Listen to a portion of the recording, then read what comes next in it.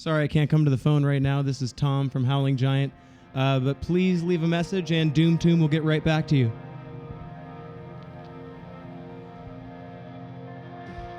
This is Dustin Hill from Black Magic Flower Power, and you're listening to Doom Tomb. Can't stop the rock. Hello? Hello?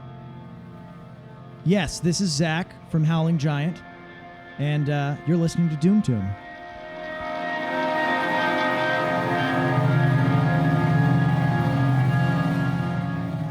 This is the Doom Tomb Podcast, the podcast for all things stoner, doom, and sludge. My name is Chris. I am your host. We're going to get right into it. Here is another interview from a band playing FUZZ Fest this weekend. These are the guys from Bones of the Earth.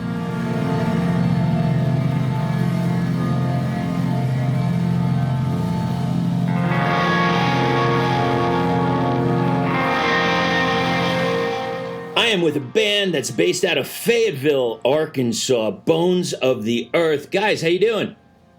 Good. Feeling good. Doing real good. Oh, do I have everybody today? Yeah, all three of us here. Could you please introduce yourselves? I'm Rafe. I'm Eric. And I'm Cody. Fantastic, guys. And what do each of you play? I play bass and sing. I play guitar. I play drums and do vocals. Fantastic. Now, I hear a lot of elements of, like progressive doom, some hardcore, like atmospheric, and bringing around that sludginess. And I saw a couple of pictures on social media of some of your gear. Can you tell me what you guys are running? Okay, I guess I'll start. So, in our band, we decided we wanted to be ridiculous as possible with as little people as possible. And starting with me, I have two amps. I use a Mesa dual rectifier Roadster with a Mesa 412 and an Avatar 212 for one stack that I've got. And the other stack is a PV VTM 120 through an Orange 412. And that's just for the amps. I could go into pedals also, and I probably should. So, well, you know what it is. It's like a lot of times in the genre, you see it, and everybody has like a ton of pedals. What would be like your top three go-to pedals? Number one is obviously Earthquaker Devices Avalanche Run. Just got it back in the mail today, freshly repaired. So excited. I'm just a big delay and reverb nerd, and so my second favorite would also be the Source Audio Nemesis. That's one that I also use a lot, like Hyper Brain 8 preset monster kind of thing. Right. And for my third, probably my fuzz. It's a Old Blood Noise Endeavors Haunt fuzz, and it's got wolves on it. Looks really cool. Nice. Yeah, and thank you for that, because you've in all the time that I've done this, you've probably been one of the most succinct people with explaining your gear. And I knew if I asked you guys, you'd have a proper answer for this. Yeah, we're kind of gear nerds. I love it. And you're not alone, believe me, but when I hear, it's weird because I can't see you because we're doing this on the phone, but I can already hear the love of what you do and how you create your sounds. Yeah. Awesome. Thank you. For sure. So go ahead. What else you got? Okay, so for the bass rig, I have an Orange Obi-Wan 500 going into this. I mean, it's like it's a PVTVX 810, but I took all the speakers out and redid all the wiring and put 8 brand new Eminence B810s in there, and then I had to.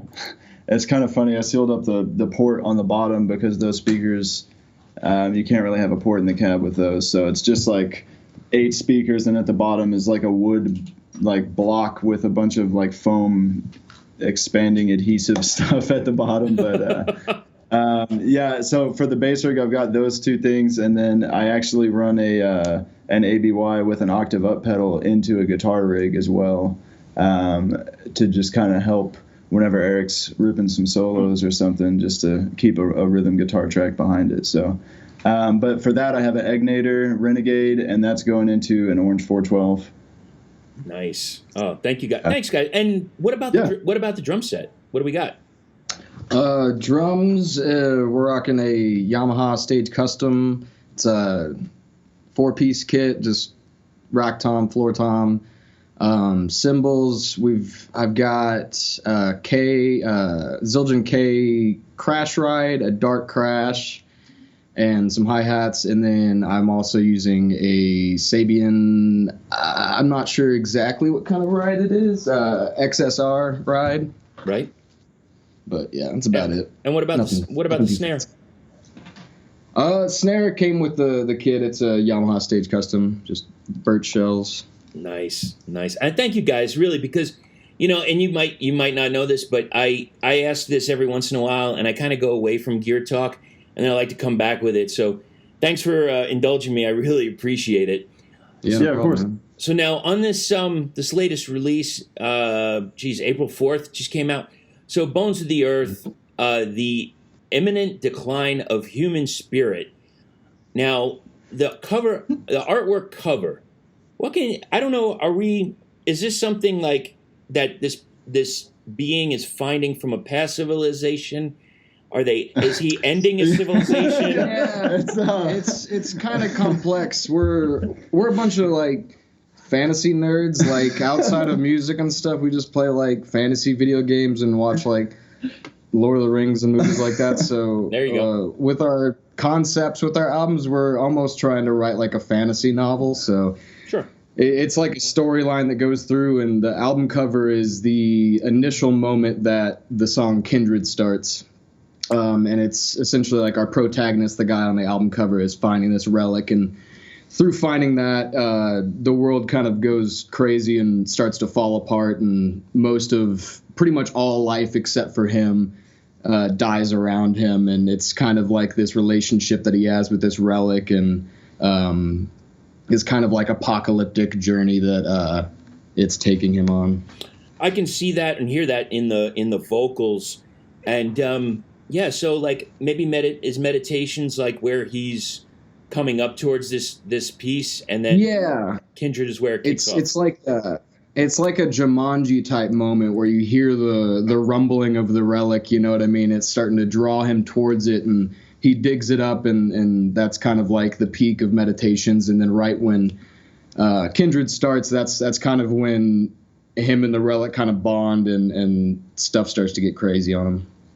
I love it. Oh God, I love the sound of it. And you're gonna you might hate me for a minute because I've only seen the first Lord of the Rings. I haven't seen the rest yet. So watch the rest of it. My girlfriend, now fiance, by the way. Thank you. She yeah, I know. Now Congratulations. Yeah. Oh, thank you so much. Yay. She's usually in the room behind me, like either yelling something or what have you. But she's at work right now, so she can't. She'll hear this and probably give me shit for it. But anyway, so she says someday I got to go through the entire series, and it's going to take like a full day. Is she right about that? If you watch the extended versions, which are the best versions, it's all 3 movies is. I don't know exactly. It's going to take like a good 8-9 hours probably to get through all. Well, and 3. if you put in the Hobbit movies as well, then I mean that's a whole day. It's definitely a whole day. So do I need to take some personal time off at work just to get through this, or? If you have a good day off, just wake up early and just sit back and geek out on some Lord of the Rings all day. That sounds about a good right. ass day.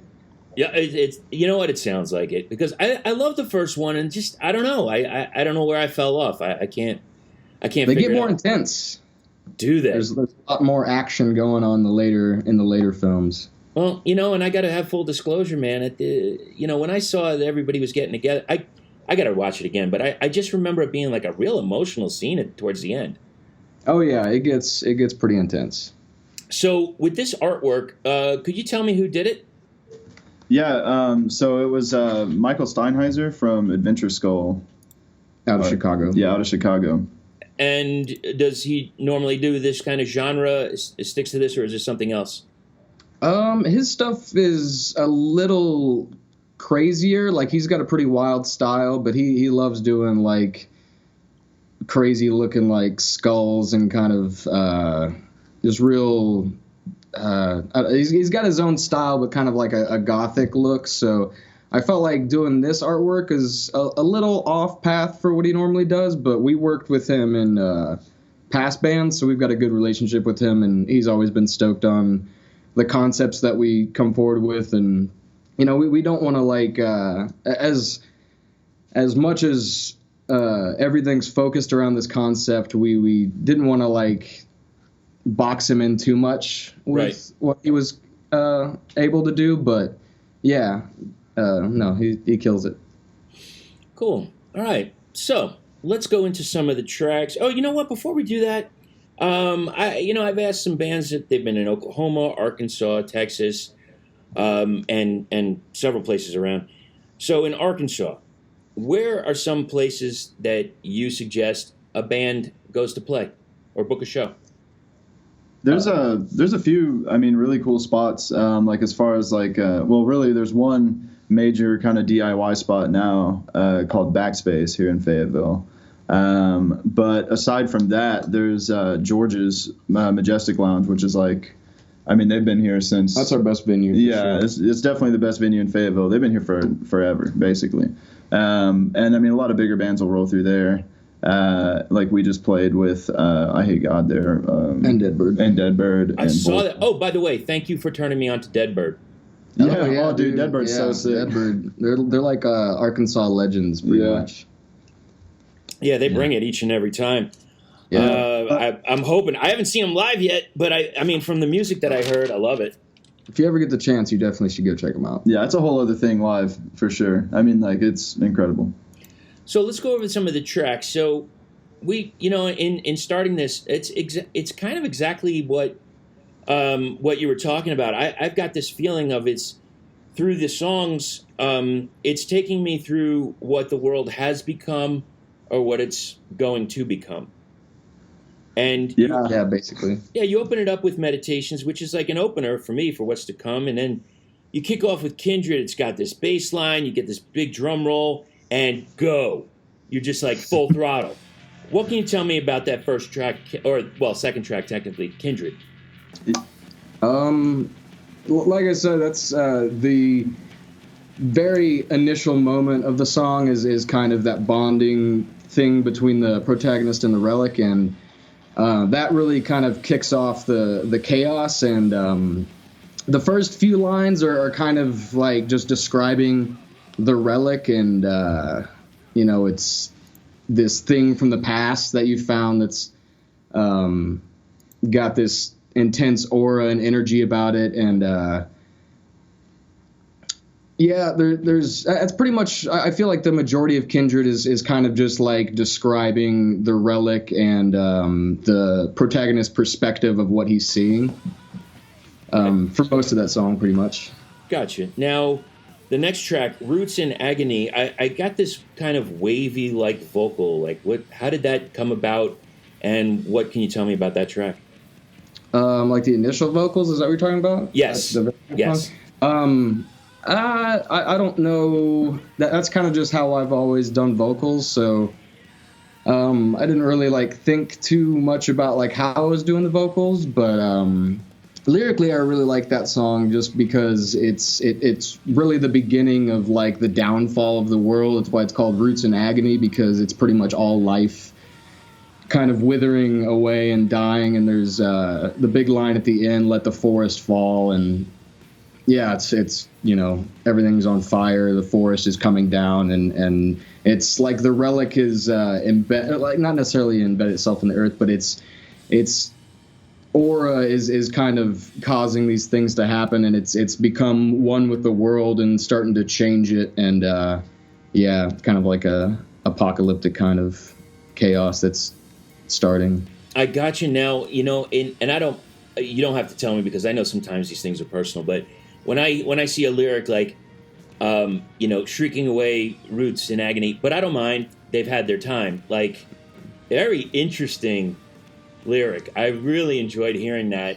And well, it's kind of like like when like during Roots is almost like right at the breaking point between the protagonist and the relic, to where he's like starting to, like, that line specifically, but I don't mind, they've had their time, is almost like when he consciously decides that it's okay, like what all this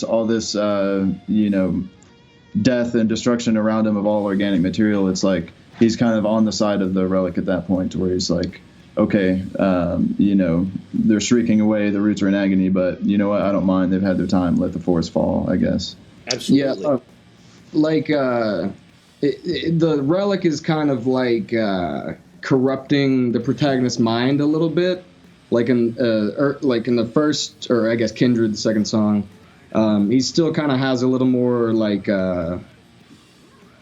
humanity to him, so he's kind of I don't know the right word, not necessarily scared, but he's not really like into what's going on. But I really like the first few lines in Roots, because it comes from the perspective of the relic, like I am of you, you of me, together till the end. It's kind of like the relic has chosen this guy, and it's like almost like he's bonding with him, just like I chose you, and now we're going to take over this world together. But at the same time, the protagonist is sitting there like in fear of just like, oh my God, what have I gotten myself into? Like, this relic has chosen me, and now it's killing everything that I know and love, and what am I supposed to do about this? So, but over the song, his mind, gets more corrupted, and especially as the album goes on, he kind of sides with the relic more and loses more of his humanity. And that goes right into Meridian Beast, where it's, I first off, I think it's a straight banger right out the gate. But it's also like it's like this rebirth, but almost at the same time, like, doesn't matter, we're still going to be doomed anyway. Yeah, the Meridian Beast, we named it that just because that's kind of how we think of the relic. Meridian Beast refers to what the relic is. It's like this crazy, like, predator, like, taking over the world. And a lot of the lyrics in that song is again from the relic's perspective, speaking to the protagonist. Almost, it's like he's saying all of these like things about like destroying the world and stuff that almost from the protagonist's perspective is really messed up, and he's like afraid of what's going on. But then the relic is speaking to him, being like, I'm going to build you a new world, like, for us to conquer and live in together. And the protagonist is kind of just like, again, like, what the hell have I gotten myself into? Like, why is this all happening? Right, exactly. Yeah, I really like the progression of this album.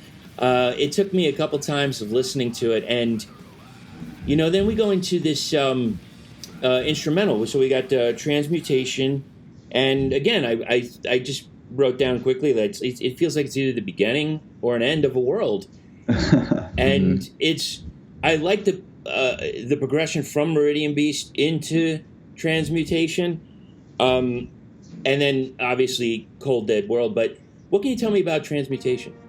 Well, so, like, I mean, if you... so the end of Meridian Beast, to go into it, like, the last few lines there are, rearrange my brain, rewrite my memory, drill into my head, make me forget. And it's, like, kind of the protagonist at that point, like, accepting his fate there and just being like, I wish I could just not, deal with this. Like, it's almost like the relic is taking over, and that's kind of what Transmutation is this like, I don't know, like purgatory kind of realm in between man and machine, know? Right. And so like that whole song, like, we intentionally don't, like, we don't want to have any lyrics on it or anything. It's all instrumental because it's meant to be this kind of like dream state almost that the protagonist is in as he's like literally transmuting between organic and artificial life. I always imagine that transmutation is taking place in his head. Yeah. Like at the end of Meridian Beast, he's kind of giving in to the chaos and almost like passes out or falls asleep, and transmutation is almost just like his spirit flying through space in his head. Right. And when he wakes up in Cold Dead World, he initially wakes up, and it's almost like that's the other side of his transmutation. Is now he's become this emotionless, lifeless sort of side, like right-hand man to the relic. Right. Now, do the other two of you agree with that? Yeah. In Cold Dead World. So, okay, so now that's pretty much that release. Now, so after this, do you have material that is going to build on this? Because at the end of Cold Dead World, we have only the scum survive. So now, what's left, and where are we going from here? So we have plans for quite a bit after this, but I mean, right now we're in the process of writing the second album, and we're pretty close. But I mean, it's always been intended. Like, there's a Roman numeral at the beginning of the Imminent Decline of Human Spirit, intentionally, because there will be other albums in this universe. And I mean, we may do work in other areas too. I'm not 100% sure on that, but we are for sure working on I guess sequels and things that do connect to the first album. And there's a lot of stuff that we did deliberately that will come back in the second album, so that'll be really interesting. But as far as lyrical content, like the first album, really it's from the humanistic, like organic point of view of this cycle, and the second album is going to be from the machine point of view. So that will be. It's almost like a reverse of the first album. Yeah, like going from life to lifeless machine. The other one's going to be more lifeless machine and kind of making its way back towards life. Like this universe exists in this never-ending cycle. Very interesting, guys. Now, when you talked a little bit earlier about some previous bands that you were in. Were you in the same style, or did you have different styles at that time? The last band that me and Rafe were in is definitely along the same lines as far as like heavy and like sludge influence. Definitely like Mastodon, Baroness vibes still, but this band seems to be a little more not so much focused on making crazy technical stuff as much as just riding the rock and roll vibes, you know what I mean? Like we our tone and the tunings we play in kind of bring a lot more of the heavy vibe than the riffs do, whereas the riffs are kind of more just vibing on that like rock and roll, just something that you can bang your head to. And hell yeah, you can. I mean, it's funny because like I try to do a couple different listens. To be honest with you, I try to listen in the car. I listen with headphones on at home. I might even listen when I'm high or when I'm not. It depends. That's the best way to listen to. But and I just like to get an overall view. Like, what am I hearing now? What am I hearing now? And yeah, this is definite banger, man. There's no doubt about it. It's heavy music, and it's great material. I really love the idea of an actual full concept album. It doesn't come out as often as I probably would like. Yeah, we like I said, we were in past bands together, and we were kind of on the tail end of those bands, really starting to play with the idea of doing concepts. And even the earliest stuff in those bands was somewhat based on a concept, but the longer those bands went on, the more we got into it. And when we started this band, we were just talking about what we wanted to write the album about, and we had like a real basic idea, and then over the course of a month, it turned into this fantasy novel type situation, which, like I said, we're a bunch of fantasy nerds, so we're all about it. And once we got stoked on it, all the material just kind of kept rolling out. It flowed. Now, this release, it's right around the 30-minute mark. So, do you play the entire track list front to back as a full concept for the audience? Yep. Yeah, it was kind of always intended to be that way. I mean, it's meant to be played from beginning to end. So that's kind of what we've been doing since we started the band, because that's all the material that's released so far. So that's brilliant, guys. I have just like about one more question for you. Sure. So we're in Arkansas, in Fayetteville. Where is the best place to get some bad food? Bad The food. bad food. Well, like, look, I mean, I don't mind having a quinoa, hummus, arugula sandwich or whatever, but give me something dirty. Okay. I try to steer away from the bad food. Yeah. Good food, but All right, bad. well, okay. you know what? Wait a minute. No, okay, then let's switch it. Where would you Okay. go for some of the best food? Ham and trees. Ham and trees is good. Ham and trees, if you like they're like gourmet grilled cheeses of all different kinds. You can get like sausage and, pork and stuff mixed in with your grilled cheese, but that place is solid. Yeah. I'd also say there's a Thai restaurant in Fayetteville called Tep Thai that is one of the best meals I've ever had. What do you get there? Are you a pad Thai guy? No, well, okay, I like pad thai, but I got the Penang curry, and that was like, I got that once because my buddy Kevin told me to get it, and that's the only thing I'll ever eat there from now on because it's that good. I can always go down for a spicy, like a tom yum soup. That is always delicious. Yeah.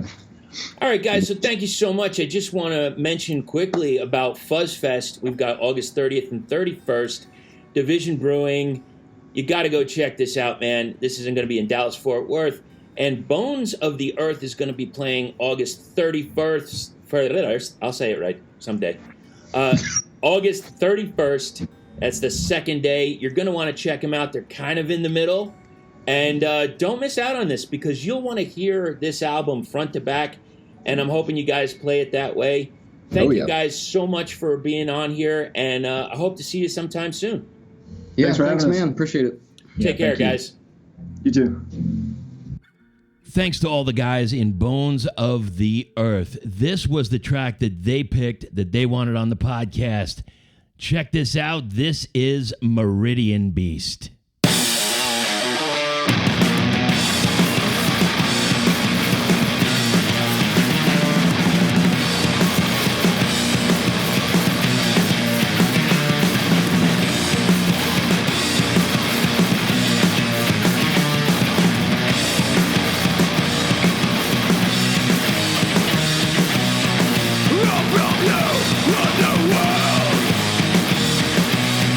Racing, fire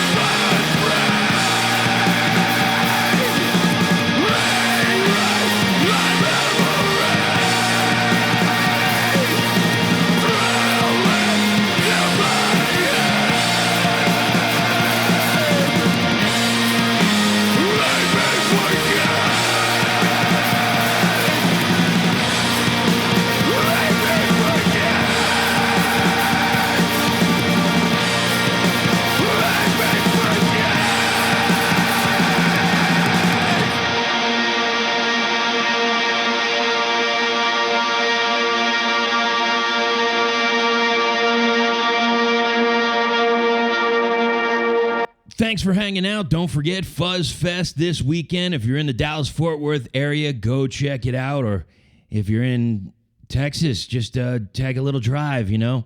There are going to be a ton of bands this weekend. You're going to have a great time, and it's Labor Day weekend, so you probably got Monday off. Well, most of you do. I think I do. Either way, we got a couple more coming up, so sit tight. They should be up by tomorrow or Saturday at the latest, but I think I'm going to get some out tomorrow. So, yeah, that's it. Thanks, everybody. We'll talk to you sometime soon. Keep going to those shows, and don't forget to stay heavy.